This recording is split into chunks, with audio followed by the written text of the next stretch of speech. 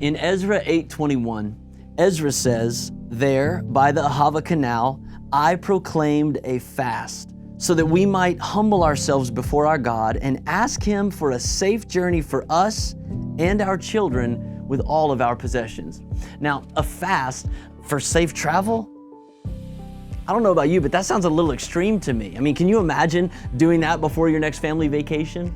Okay, kids, we're gonna fast this week before we all head to the beach because, we need God to give us safe journey and we don't want the airport to lose our luggage. But the truth is, there was a lot more than just Ezra's wife and children traveling with him in this story. He's leading 1,500 men, plus women and children, through the wilderness.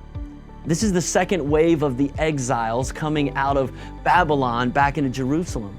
And the possessions that he's referring to in this story is a very large offering that they're carrying back to the house of the Lord in Jerusalem.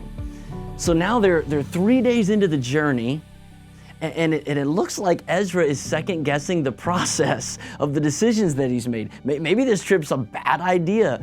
Maybe it isn't that safe.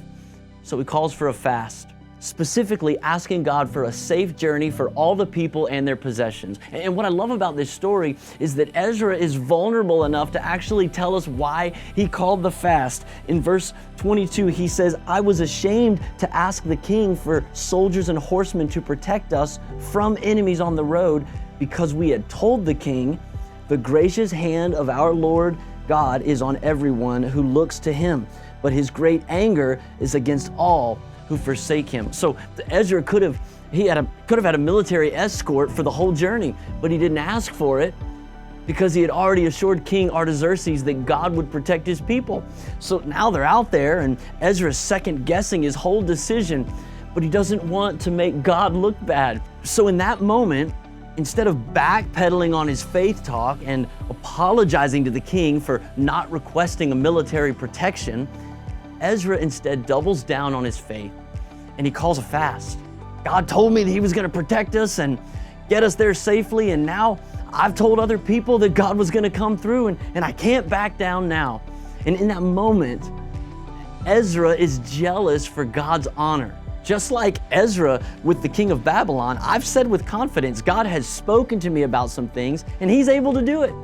And I refuse to let my situation be the cause of other people to think less about God's goodness, His faithfulness, His love. So what do? I'm gonna fast.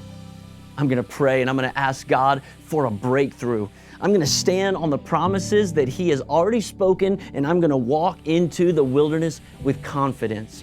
And then in the next verse, it says this: "So we fasted and petitioned our God about this, and He answered our prayer." And to that I say, God, do it again. For your glory and for your honor, do it again.